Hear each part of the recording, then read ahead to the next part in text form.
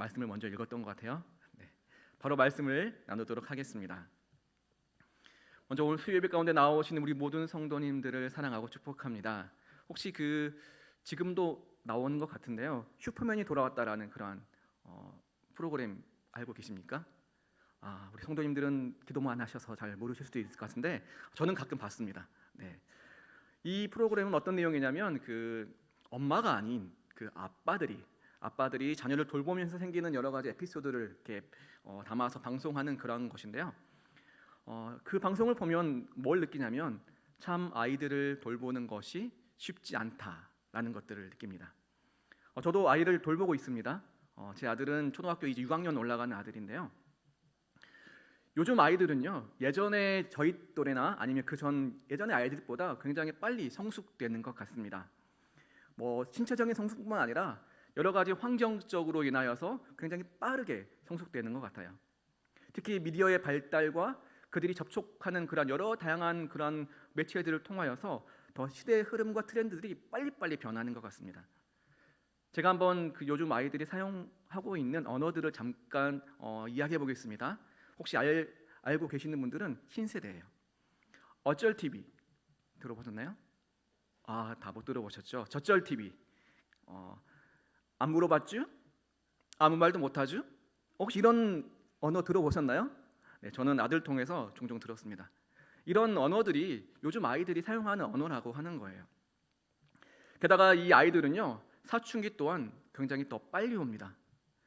그래서 이 사춘기, 심지어는 자기 아이들이요, 스스로 자기 입술로 이렇게 이야기해요. 아빠, 나 사춘기야, 건들지 마, 이렇게 이야기합니다. 대단한 아이들입니다. 벌써 초등학교 2, 3, 4학년이면 사춘기가 오고 있다라고도 이야기합니다. 예전에는 안 그랬던 투정도 잘 부리고요, 또한 큰 목소리를 내기도 합니다. 가끔은 충격적인 이야기도 하곤 합니다. 이 백과사전을 보니까 사춘기를 뭐라고 설명했냐면 어른도 어린이도 아닌 주변인이므로 여러 면에서 좌절과 불만이 잠재하여 극단적인 사고와 과격한 감정을 곧잘 가지며 정서적인 동요가 심하다. 그래서 질풍노도의 시기라고 표현한다라고 이렇게 기록되어 있습니다. 아마 이 시기의 자녀들은 부모에게 감정 표현 또한 이 말도 함부로 조금 하는 그러한 시기인 것 같아요. 예를 들어서 이렇게 이야기합니다. 초등학생이에요. 내 인생은 내가 알아서 해. 네, 초등학생이 이렇게 이야기합니다. 또 혹은 어떤 아이들은 엄마가 혹은 아빠가 내게 해준 게 뭐가 있어, 이런 이야기도 하곤 합니다. 네, 부모 입장에서 어떻습니까? 굉장히 상처가 되는 이야기들이죠. 물론 제 아들이 이런 이야기를 한다는 건 아닙니다. 네, 보편적으로 이렇게 이야기한다라는 거예요. 그런데 이 시간이 지나고요, 그런 사춘기를 경험했던 아이들이 점점 자라서 이제 어른이 되고, 남자들은 군대를 가면 많이 좀 바뀌기도 합니다. 또 결혼을 하게 되면 부모의 사랑을 깨닫게 됩니다. 그리고 시간이 지나서 이렇게 말할 수 있겠죠. 엄마 아빠 고마워요. 네, 그때는 내가 몰랐습니다. 이제는 내가 알아요. 항상 감사합니다. 사랑합니다. 네, 제 아들도 언젠가는 이런 이야기 하겠죠. 네, 이러한 자녀의 말을 듣는다면 부모의 입장에서 얼마나 그것이 기쁜 일일까요? 얼마나 행복한 일들일까요? 오늘 우리 말씀 듣는 우리 성도 가운데 혹시 신앙의 질풍노도를 겪는 사춘기를 겪고 있는 성도들이 혹은 있습니까? 그래서 하나님께 기도할 때 하나님, 내 인생은 내가 알아서 합니다. 하나님께서 내게 해주신 것이 무엇이 있습니까? 라고 원망 섞인 목소리로 외치고 있는 성도들이 혹시 계시고 있습니까? 그렇다면 우리의 신앙의 모습 또한 어른이 되어야 합니다. 우리의 신앙의 모습도 자라야 하고요, 성숙해야 하고요. 그래서 이전에 우리가 몰랐던 아버지의 하나님의 사랑을 알아가야 한다라고 하는 것입니다. 하나님께서 우리 가운데 어떤 말을 듣고 싶어 하실지, 우리가 하나님께 어떻게 외칠 때 하나님의 마음이, 하나님의 모습이 우리를 통하여서 기뻐하실지 행복해 하실지를 생각하는 것, 바로 그것이 성숙한 신앙의 모습이라는 것입니다. 바라건대 오늘 이 시간 하나님의 말씀 가운데 나온 우리 모든 성도님들이 바로 하나님의 마음을 알아가는 은혜의 시간이 되기를 간절히 소망합니다. 우리 옆 사람과 함께 권면해 보도록 하겠습니다. 어른이 됩시다. 네, 한 번 더 해볼까요? 하나님은 당신을 사랑하십니다. 네. 오늘 말씀 본문 미가서는요, 주전 8세기 후반부 유다 왕이었던 요담, 아하스, 히스기야의 통치 때 선포된 말씀입니다. 미가는 아마도 이사야와 거의 동일한 시대에 활동했던 선지자로 생각이 됩니다. 오늘 본문 1절에 보니까요, 너희는 여호와의 말씀을 들을지어다 라고 말씀이 시작돼요. 이 여호와의 말씀은 구약 성경에 보면 242차례 기록되어 있는데요, 혹시 제 말이 의심되면 집에 가셔서 구약을 다 찾아보세요. 그럼 242번이 나옵니다. 그런데 이렇게 표현하는, 선포하는 메시지, 이 메시지가요 특별한 것이 있는데, 그것이 무엇이냐면 선지자의 외침이지만 하나님의 말씀, 하나님께서 받은 그 말씀을 선지자가 사람들에게 선포하는 그러한 내용입니다. 그런데 오늘 말씀의 특징이 있어요. 그 특징은 뭐냐면 오늘 말씀은 꼭 법정에서 그 장면을 연상한다고 하는 거죠. 하나님께 위임받은 재판관이 바로 미가 선지자고요, 그리고 법정에 선 사람들이 누구냐면 이스라엘, 그리고 증인들은 상과 대지들이라고 합니다. 자, 다시요. 재판관이 누구라고요? 하나님께 재판을 위임받은 선지자, 그리고 피고는 누구라고요? 이스라엘, 증인들은요 바로 상과 대지들. 이렇게 생각하면서 한번 상상을 해보면 훨씬 말씀이 잘 이해가 될 거라 생각합니다. 이렇게 미가의 선포로 하나님께서 이스라엘 백성들에 대하여 법정 소송을 이제 시작합니다. 1절 2절에 보니까요, 하나님께서 미가를 이러하게 하세요. 그리고 미가에게 하나님의 권위를 주고 하나님의 말씀을 이제 대리하게 합니다. 이 하나님의 말씀을 대리받은, 위임받은 미가가 이제 이렇게 하는 거예요. 이렇게 말하는 겁니다. 너희들은 하나님의 말씀을 들을지어다. 보통 재판이 시작될 때 우리 드라마 많이 보셨잖아요. 저희 성도들은 드라마 잘 안 보죠. 네. 드라마 보면 재판관이 재판 시작할 때 일어나면 다 일어나서 딱 서 있잖아요. 이럴 때 이야기하는 거예요. 너희들은 뭐라고요? 하나님의 말씀을 들을지어다. 네. 이렇게 재판이 시작됩니다. 그리고 이 하나님의 명령에 따라서 산들과 산을 떠받치고 있는 견고한 대지들이 이 재판의 증인들이 되어집니다. 증인들로 소환되는 거예요. 이 미가는 산들과 땅들을 배심원으로 법정으로 불러내고 이제 이스라엘 백성들을 고소하기 시작합니다. 이 대리인, 하나님의 대리인 미가의 고소는 결국 누구의 고소입니까? 바로 하나님의 고소입니다. 하나님께서 이스라엘 백성들을 향한 고소라는 겁니다.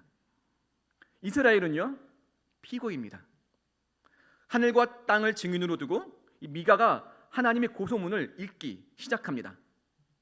이 3절 말씀을 보니까요 이렇게 이야기하는데요, 하나님께서 말씀하시는데 지금까지 내가 너희에게 어떻게 행하였느냐? 내가 지금까지 너희를 괴롭힌 적이 있느냐? 그래서 너희에게 발언권을 주겠다. 나에게, 하나님께 할 말이 있으면 해보아라 라고 이야기하는 거죠. 그래서 나를 향한 고소의 내용들이 혹시 너희들에게 있으면 지금 나에게 고소해 보아라 라고 먼저 이야기하시는 겁니다. 즉 하나님께서는 소송을 진행하기 전에 피고인 이스라엘 백성들에게 먼저 발언할 기회를 주고 계시는 겁니다. 저와 우리 성도들에게 이러한 발언의 기회를 주었다고 한번 생각해 보겠습니다. 가정해 볼게요. 혹시 우리 성도님들께서도 하나님을 향하여 고소할 내용들이 있으신가요? 한번 생각해 보기 원합니다. 하나님께서 우리 자신을 괴롭힌 적이 있으십니까? 하나님으로 인하여서 우리는 혹시 고난을 받으신 적이, 고통을 당하는 적이 혹시 있으신가요?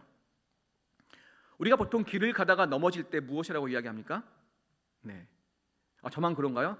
재수가 없네. 길 가다 넘어지면 나도 모르게 재수 없어 이렇게 이야기합니다. 네. 평소에 저는 이런 말 잘 안 씁니다. 그냥 하고 말지. 근데 보통 이렇다는 거죠. 이렇게 이야기합니다.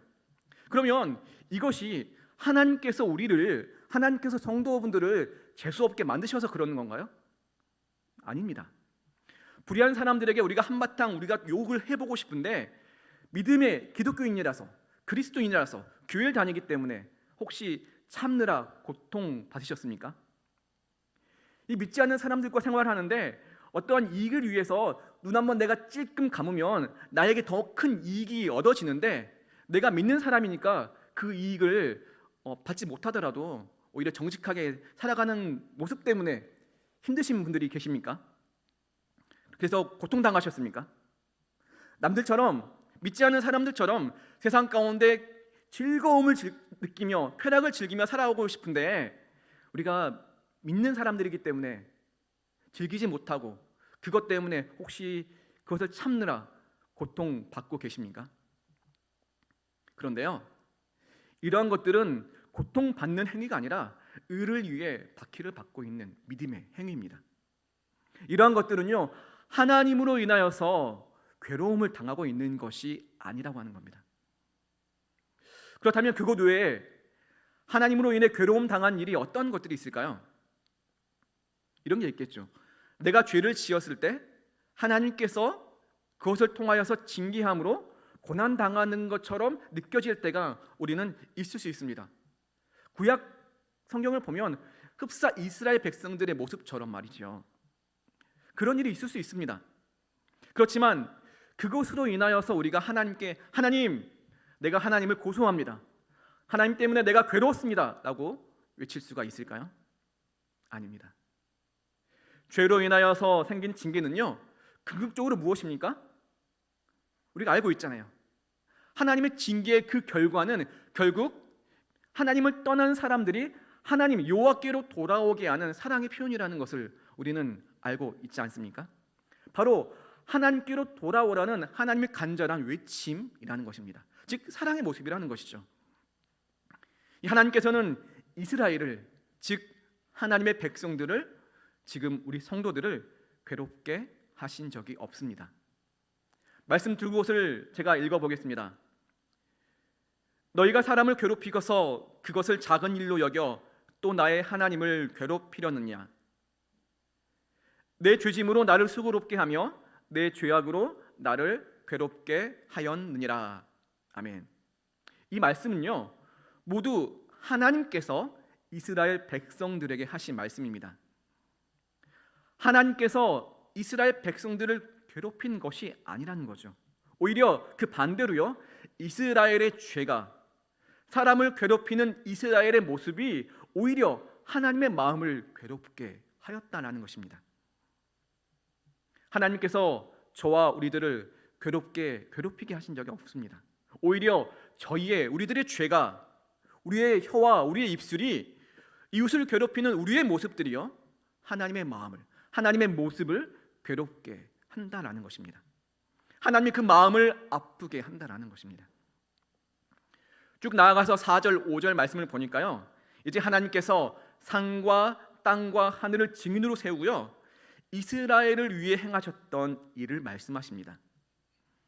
여호와께서는 여호와의 백성들을 괴롭힌 것이 아니라 그들을 구원해 주셨다라는 이야기예요. 어떠한 내용들입니까? 애굽에서 노예의 삶을 살아가는 이스라엘 백성들을, 그들을 구원하셨습니다. 모세와 아론과 미리암을 보내셔서요, 이스라엘을 구원하셨습니다. 또한 모압 왕 발락과 부올의 아들 발람의 사건을 다시 상기시키면서 또한 말씀하십니다. 이 발락은 발람을 매수해서 광야에서 가나안을 향해 가는 이스라엘을 저주하려 했습니다. 그러자 하나님께서 어떻게 하셨습니까? 발락과 발람의 모든 노력들을 저지시키시고요, 오히려 이스라엘을 축복하셨습니다. 하나님께서는 이스라엘을 안전하게 시딤에서 길갈까지 인도하셨습니다. 종에서 해방되어서 젖과 꿀이 흐르는 이 가나안 땅으로 이르는 그 모든 과정들이요, 무엇이라고 이야기하냐면 하나님께서 공의롭게 행한 일이라고 이야기한다는 것이죠. 이 공의롭게 행한 일을 히브리어로 체다코트라고 하는데, 이것은 구원하는 행동들이란 뜻입니다. 체다코트, 뭐라고요? 구원하는 행동들, 구원에 이르는 행동들이에요. 이것은 즉 하나님의 구원의 행위였고 하나님의 공의의 행동이었습니다. 그렇습니다. 하나님께서는 우리를 괴롭히신 적이 없습니다. 오히려 죄의 종에서 해방시켜 주셨고 우리를 자유인으로 만들어 주셨습니다. 그리스도 예수를 보내시어서 우리를 대신하여 죄값을 치르게 하시고 어떻게 하셨습니까? 우리에게 참 생명을 허락하여 주셨습니다. 그리스도 예수로 인하여서 우리에게 참 자유를 허락하여 주셨습니다. 그것이 바로 하나님의 공의였고 자비의 행동이었습니다. 우리는 그분을 통하여서 영원한 생명, 구원을 받았습니다. 이제 말씀 6절, 7절에 보면 법정에서 하나님의 말씀을 들은 이스라엘, 즉 피고의 반응을 볼 수 있는데요. 6절 말씀 한번 같이 읽어보겠습니다. 6절입니다.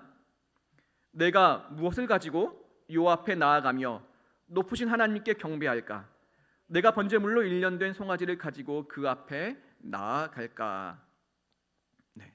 하나님께서 원하시는 것이 무엇입니까? 라는 그런 물음에 대한 이야기인데요. 이스라엘이요? 하나님께 이렇게 물어보는 거예요. 그렇다면 하나님, 하나님의 말씀은 알겠는데 그러면 우리가 어떻게 어쩌란 말입니까? 제가 하나님께 갈 때 어떻게 무엇을 가지고 가야 된다는 말입니까? 하나님께서 원하시는 것이 무엇입니까? 이 높으신 하나님께 제가 어떻게 예배하면 되겠습니까? 그러면서 이야기하는 거죠. 완전한 헌신의 번제를 드리면 됩니까? 귀한 제물 일련된 수송아지의 번제를 드리면 됩니까? 이 말씀을 깊이 보면요, 약간 이 피고의 그 감정과 모습이 어떻게 보입니까? 약간 빈정거리는 모습이에요. 약간 하나님, 그렇다면 우리가 어쩌란 말입니까? 하나님, 더 완벽한 예배를 드려야 합니까? 하나님, 더 많은 헌금을 드려야 됩니까? 이러한 내용이라고 하는 거죠. 이들은요, 하나님 앞에 신실하지 못함을 회개하기는커녕 하나님의 언약을요, 이거는 뭐라고 이야기하냐면 신앙용어로 상업적인 계약이라고 이야기해요. 하나님의 언약을 상업적인 계약으로 변질시키고 있습니다. 이 내용은요, 예수님께 나온 부자 청년의 이야기 아시죠? 마태복음 19장 16절 말씀에 보면 내가 무슨 선한 일을 하여야 영생을 얻겠습니까? 라는 질문의 모습과 굉장히 흡사합니다. 이 본문의 이스라엘은요, 자기들의 예배와 자신들의 선행을 통하여서 하나님께 나아가기를 원했다라는 것입니다. 다시 7절 말씀, 그 밑에 7절 말씀 함께 읽어보도록 하겠습니다. 여호와께서 천천의 순양이나 만만의 강물 같은 기름을 기뻐하실까? 내 허물을 위하여 내 맏아들을, 내 영혼의 죄로 말미암아 내 몸에 열매를 드릴까? 어떤 내용입니까? 제가 해석해 드리겠습니다. 이 이스라엘 이 피고는요, 그 6절의 말씀으로도 부족했는지 이제 이 상업적인 계약의 단가를 더 높여서 이야기합니다. 하나님, 이것으로 부족합니까? 그러면 제가 수천 마리의 양을 드려야 하겠습니까? 강들을 가득 채울 만한 기름을 하나님께 내어 드릴까요? 차라리 그러면 하나님, 내 맏아들을 잡아다가 하나님께 번제로 드리면 하나님 속이 시원하시겠습니까? 되겠습니까? 하나님, 제가 지은 죄가 큰데 내 몸의 열매인 아들을 드리면 마땅치 않습니까? 이러한 내용입니다. 6절과 마찬가지로 이 이스라엘의 모습이 어떻게 느껴지십니까? 네, 6절과 비슷하게 오히려 더 나아가서 하나님께 자기의 잘못을 돌아보지 않고 오히려 그렇게 외치는 모습이라고 하는 거죠. 이러한 이스라엘의 외침을 들은 하나님의 마음은 어떠할까요? 하나님께서 이스라엘 백성들이 외치면서 흥정하는 상업적인 계약의 단가를 높이면서 계속하는 이 흥정의 모습을 보면서 하나님의 마음, 그 모습은 어떻게 보여지고 어떠한 마음을 갖고 계실까요? 지금 우리 신앙의 삶을 살아가고 있는 성도들의 모습은 어떠합니까? 우리 또한 이 이스라엘 백성들처럼 하나님의 말씀, 그 말씀에 우리의 기준과 잣대로 판단되는 것이 아니라 우리의 생각으로 하나님께 외치고 있지는 않습니까? 하나님, 11조 잘하면 되겠습니까? 하나님, 주일 성수 잘하면 되겠습니까? 하나님, 그것으로 부족하십니까? 차라리 제 전 재산을 다 바치면 되겠습니까? 하나님, 그냥 내 몸이라도 팔아서 하나님께 다 드리면 하나님 만족하시겠습니까? 이렇게 원망하고 투정 부리는 그런 모습이 혹은 우리들의 모습은 아닙니까? 그렇다면 이러한 우리들의 외침을 듣는 하나님의 마음은 어떠할까요? 그리고 하나님은 우리에게 무엇이라고 이야기하고 싶어 하실까요? 우리 8절 말씀을 함께 읽어보겠습니다.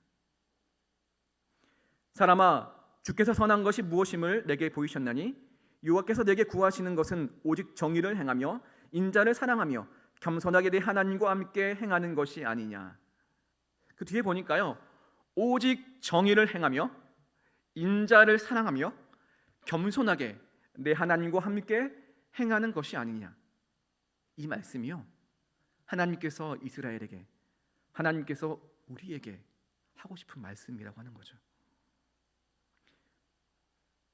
질문해 보겠습니다. 하나님은 정의의 하나님을 믿으십니까? 공의하신 하나님을 믿습니까?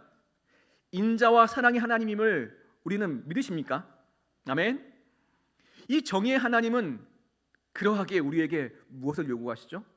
정의를 요구하십니다. 이 인자하신 하나님은 인자하시기에, 사랑의 하나님은 사랑이시기에 우리에게 사랑의 행위를 또한 요구하십니다. 그런데 그것이 전부는 아닙니다. 하나님은요, 우리가 많이 하고 있는 고백 있죠. 마음의 중심을 보시는 하나님. 즉, 공의로운 마음이 없으면요, 그것은 공의로운 척 하는 거예요. 사랑의 마음이 없는데 사랑하는 것처럼 보이는 것, 사랑하는 척 하는 겁니다. 하나님께서 요구하시는 것은요, 하나님께서 원하시는 것은 척이 아니라는 거죠. 하나님은 마음 중심의 공의와 인자와 사랑을 가진 그들의 신실하신 사랑의 모습을 원하시는 것입니다. 하나님과 함께 행하는 자의 사랑과 공의의 모습을 하나님께서는 원하시는 것이죠. 하나님을 사랑하며 하나님과 함께 행하는 자, 하나님의 마음을 향하고 있는 자, 바로 그러한 성도들이요, 공의와 사랑을 행한다라는 것입니다. 바로 그것을 하나님께서는 원하시는 것입니다. 하나님은 말씀하십니다. 내가 너희들에게 원하는 것은, 내가 너희들에게 원하는 선은 너희들이 정의를 행하며 너희들이 사랑을 행하며 너희들이 나와 함께 행하는 것을, 나와 함께 있는 것을 원한다 말씀하십니다. 무슨 선한 일을 행해야 영생을 얻습니까? 라고 이야기하는 예수님께 나와서 물었던 부자 청년의 이 답, 동일한 말씀을 하셨습니다. 너의 마음이 나를 향하여 온전하기를 원한다. 형식적인 행동과 바리새인처럼 형식적인 그러한 선행을 원치 않는다. 내가 정녕 온전해지기를 원한다면, 그렇다면 너가 형식적으로 보여지고 있는 그런 도구인 너의 재산을 팔아서 가난한 자들에게 나누어 주어라. 그렇게 행해 보아라. 이웃에게 공의를 베풀고 자비를 베풀라. 그리고 나를 따르라 라고 했던 예수님의 답, 바로 예수님께서도 공의와 인자 그리고 하나님과의 동행, 따르는 것, 그것을 요구하셨습니다. 그것이 예수님께서 요구하시는, 원하시는 선의 모습이었습니다.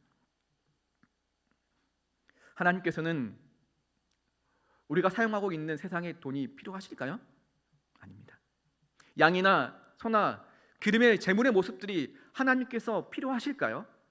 아닙니다. 즉, 하나님께서 요구하시는 것은 바로 하나님에 대한 신실함입니다. 하나님을 알고 그 알고 있는 하나님을 사랑하는 것, 즉 하나님을 사랑하기에, 하나님을 사랑한 마음이 계속해서 커져가기에 그 하나님의 사랑을 품고 하나님께서 원하시는 사랑의 모습대로 따라서 하나님의 뜻에 따라서 살아가는 것, 바로 그것이 신실함이라고 하는 거죠. 오직 복을 받기 위해서, 또는 내가 직분을 맡았기 때문에 헌금하고 봉사하는 것, 그것이 하나님께서 원하시는 것이 아니라는 거예요. 하나님께서는 하나님의 백성, 하나님의 자녀들에게 그 마음을 원하십니다. 마음 중심에 하나님을 아는 것, 그 말씀, 하나님의 말씀을 순종하며 따라 나아가는 것, 바로 그것을 원하신다라고 하는 것이죠. 이 예물과 봉사, 헌신은요, 그런 마음이 있으면요, 당연히 뒤따르게 되어 있습니다. 마음에 없는 행위는요, 할 수 있어요. 마음에 우러나오지 않은 선행 할 수 있습니다. 그런데요, 시간이 지나면 어떻게 됩니까? 사그라들기 마련입니다. 그런 경험 있으시죠? 어떤 수련회나 수양회나 세미나를 통해서 은혜 받았습니다. 그런데 그 마음이 어느 순간 사그라드는 모습들 우리는 경험하셨잖아요. 그렇다면 하나님께서 요구하시는 원하시는 선이란 무엇일까요? 이 선이라는 것을 선한 것, 이것이 원어로 토부라고 하는데요, 이 토부는 우리가 익히 잘 알고 있는 창세기 1장에서 하나님의 모습, 즉 천지를 창조하시고 나서 뭐라고 말씀하셨죠? 하나님께서 보시기에 심히 좋았더라. 이 선한 것이요, 토부, 이 좋았더라라고 같은 말입니다. 즉 하나님께서 우리에게 원하시는 선, 이 선이라고 하는 것은 즉 무엇으로 귀결되냐면 하나님께서 보시기에 좋은 것이에요. 우리의 모습으로 우리의 눈으로 보기에 좋은 것이 아니라 하나님께서 우리를 바라보시면서 좋은 것, 그것을 선이라고 이야기합니다. 그렇다면 하나님께서 우리에게 요구하시는 것은 오늘 말씀에 비추어 볼 때 8절 말씀에 보면 바로 마지막에 나오는 하나님과 함께 행하는 것, 바로 그것이 하나님께서 기뻐하시는, 보시기에 좋은 것, 바로 그것이 하나님의 선이라고 하는 것입니다. 그렇습니다. 하나님 우리에게 요구하시는 것은요, 바로 하나님과의 동행을 요구하고 있습니다. 하나님과 함께 행하는 것을 요구하고 있습니다. 하나님과 함께 걷는 것을 요구하고 있고요, 하나님을 따라가는 것을 요구하고 있습니다. 이 하나님과 동행한다, 많이 들어보셨죠? 나는 하나님과 동행하며 살아가겠습니다, 많이 고백하셨죠? 그렇다면 하나님과 동행하는 자의 행동은 어떠한 행동을 하는 것일까요? 예를 들어보겠습니다. 운전하시는 분들 많이 계시는데 신호위반 해야 합니까? 안 해야 합니까? 신호위반 하지 않아야 합니다. 그런데 우리 성도님들은 그런 분이 한 분도 안 계실 거라고 생각하는데 간혹 너무 바쁠 때 차량이 없을 때, 보는 눈이 없을 때 우리는 간혹 신호위반을 하기도 하죠. 네, 안 하실 줄 알았습니다. 네, 여기 계신 성도님들은 안 하는데 보통 사람들은 합니다. 네, 간혹 해요. 그래서 신호를 위반하면 훨씬 더 빨리 갈 수 있으니까 위반을 하죠. 그런데 가정해 보겠습니다. 신호 위반을 딱 하려고 마음 먹고 차를 돌리려고 하는데 건너편에 경찰차가 있습니다. 신호 위반을 할까요, 안 할까요? 절대 안 합니다. 만약 경찰차가 있는데도 신호 위반을 하면 우리는 그 사람을 뭐라고 이야기합니까? 바보라고 이야기해요. 멍청하다라고 이야기합니다. 왜죠? 신호 위반은 벌금을 내야 돼요. 벌점을 받게 됩니다. 즉 나에게 큰 손해가 와요. 절대 하지 않습니다. 혹은 만약에 저희 아들의 꿈이 경찰입니다. 제가 저희 아들과 동석해서 저희 아들 태우고 길을 떠납니다. 그런데 너무 급해요. 빨리 가야 돼요. 빨간불이에요. 주변에 차가 없습니다. 경찰도 안 보여요. 신호 위반을 하겠습니까? 안 하겠습니까? 네. 만약 아빠의 입장이라면 할까요? 안 할까요? 대부분의 아빠라면 절대 안 합니다. 왜죠? 아니 자기 아들이 꿈이 경찰인데 자기 아들 앞에서 아빠가 신호 위반을 하는 모습을 보여줘야 할까요? 안 보여줘야 할까요? 당연히 안 보여줘야 되죠. 그게 당연한 일입니다. 하나님과의 동행의 모습이 이렇다고 생각합니다. 하나님과 동행하면 하나님께서 기뻐하시지 않는 것, 그것이 어떠한 것은 죄의 모습이 될 수도 있고 그것이 어떠한 것은 수많은 여러의 유혹의 모습이 될 수도 있지만 그 모습이 하나님께서 원하시지 않는 모습이라고 우리가 생각한다면, 그리고 하나님과 동행하며 살아가고 있다면 우리는 그 모습을, 그 행위를, 그 신호 위반을 할 수 있습니까? 없습니까? 절대 하지 않습니다. 하지 않아요. 그런데 우리는 왜 하면서 살아갑니까? 왜 그렇게 살아가는 것입니까? 그것은요, 하는 척하면서 살아가는 모습이 우리 가운데 있기 때문이라고 하는 것입니다. 하나님께서 원하시는 것은, 우리에게 원하시는 것은 척의 모습이 아니라니까요.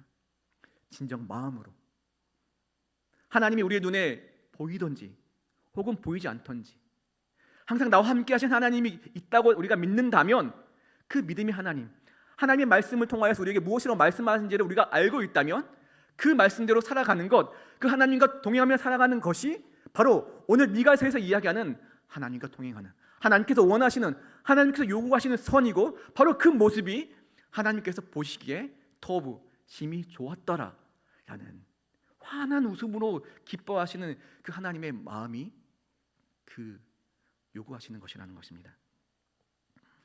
바로 이러한 사람, 그 마음을 알고 있는 사람이요, 하나님과 동행하는 사람이고, 하나님과 동행하는 사람이 또한 그렇게 행하며 우리의 삶을 살아갈 수가 있습니다. 마태복음 1장 23절 말씀 제가 읽어보겠습니다. 보라, 처녀가 잉태하여 아들을 낳을 것이요 그의 이름을 임마누엘이라 하리라 하셨으니 이를 번역한즉 하나님이 우리와 함께 계시다 함이라. 아멘. 우리가 이렇게 알고 있는 그리스도 예수의 이름이에요. 그 예수님의 이름이 무엇이라고 합니까? 임마누엘입니다. 우리 임마누엘 많이 외치잖아요. 이 이름의 뜻이 무엇이라고요? 하나님이 우리와 함께 하신다. 임마누엘 함께 외쳐볼까요? 하나님이 우리와 함께 하신다. 네, 그것이 바로 임마누엘입니다. 그래서 우리는 그리스도 예수 안에서, 우리가 그리스도 예수를 우리의 입술로 고백할 때 어떻게 할 수 있습니까? 하나님과 함께 행할 수가 있다고 하는 거예요. 주의 모습 가운데 하나님과 멀리 떨어질 수밖에 없었던 우리의 모습들이 이제 그리스도 예수의 오심, 임마누엘로 오신 그분의 모습을 통하여서 우리는 드디어 하나님과 완벽하게, 완전하게, 온전하게 동거하며 함께 나아갈 수가 있다는 것입니다. 우리 성도의 모습은요, 그러하게 마땅히 정의와 공의를 행하며 인자와 자비를 베풀며 하나님을 더욱 사랑하며 겸손히 하나님과 함께 행해야 합니다.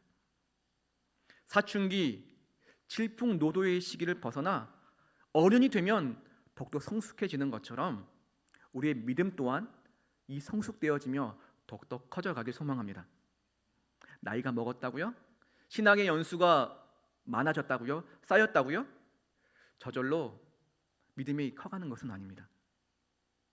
사춘기의 아이들이 내 인생은 내가 알아서 할게요 라고 부모에게 외쳤던 그런 모습이 신앙의 모습 가운데도 하나님, 내가 40년을 교회 다녔는데, 하나님, 내가 평생 예배 드렸는데 이제 내가 알아서 할게요 라는 그런 외침의 모습이, 외침의 성도의 모습이 우리 가운데 있다고 한다면 그것은 여전히 사춘기의 신앙의 모습으로 살아가고 있는 성도라는 것입니다. 시간이 지났다면 시간이 지날수록 우리의 믿음 또한, 성도의 모습 또한 커져가길 간절히 원합니다. 하나님께서 원하시는 모습이 무엇입니까? 하나님께서 우리에게 요구하시는 것이 무엇입니까? 바로 마음과 정성을 다해 하나님을 섬기는 것입니다. 하나님의 사랑을 고백하는 것입니다. 그래서 우리의 고백 가운데 우리의 입술로 하나님, 이전에는 내가 몰랐는데, 사춘기의 신앙일 때는 내가 몰랐는데요, 하나님, 내 고난 가운데, 내 인생의 삶의 여정 가운데 나와 함께 해주심에 너무 감사합니다. 하나님 사랑합니다 라는 그러한 성도의 고백이 있다면 하나님께서 우리의 고백을 들으시고 우리의 모습을 보시면서 심히 좋더라 라는 그러한 기쁨의 하나님의 모습이 될까 또한 그렇게 소망합니다. 보통 성도들은요, 정의와 공의에 대해서 어려워합니다. 그렇죠? 저도 정의와 공의에 대해서 이야기했었는데 많이 어려워요. 그래서 오늘 이 시간에는 딱 한 가지의 모습만 기억하면서 삶을 향해 나아가기를 원합니다. 그것은요, 바로 그리스도 예수의 이름입니다. 그 이름의 뜻이 무엇이라고요? 임마누엘, 하나님이 우리와 함께 하신다. 하나님이 나와 함께 하신다. 우리의 삶의 모습이, 나의 삶의 모습이 어떻든지 간에, 우리가 세상에서 어떠한 모습으로 살아가든지 간에 변함없이 그 하나님께서는 임마누엘, 우리와 함께 하신다라는 것입니다. 바로 그것이 하나님께서 우리 가운데 원하시는, 요구하시는 것이고, 그것이 하나님의 선이며 바로 그것이 하나님의 가장 원하시는 소망입니다. 우리가 믿음의 성도라면 하나님께서 원하시는 것, 아버지 되신 우리 아버지 되신 하나님께서 원하시는 모습으로 살아가는 것, 그것이 자녀의 모습 아니겠습니까? 그런 자녀의 모습으로 살아가는 우리 일신교회 성도들이 되기를 간절히 원합니다. 임마누엘, 우리와 함께 하신 하나님, 그리스도 예수와 동행하는 삶, 선을 행하는 성도들의 모습, 하나님을 사랑하고 이웃을 사랑하는 그러한 우리 일신교회 공동체가 되어서 우리 교회를, 이 지역을 아름답게 살리는 그러한 공동체가 되길 간절히 소망합니다. 겸손히 하나님과 함께 손잡고 하나님과 함께 행하며 척하는 것이 아니라 우리의 마음을 다하여서, 우리 중심을 다하여서 하나님을 사랑하고 하나님을 품고 그 말씀대로 살아갈 수 있는, 승리하며 살아갈 수 있는 성숙되어지는 우리 일신교회 성도가 되길 간절히 주님의 이름으로 기도드립니다. 우리 말씀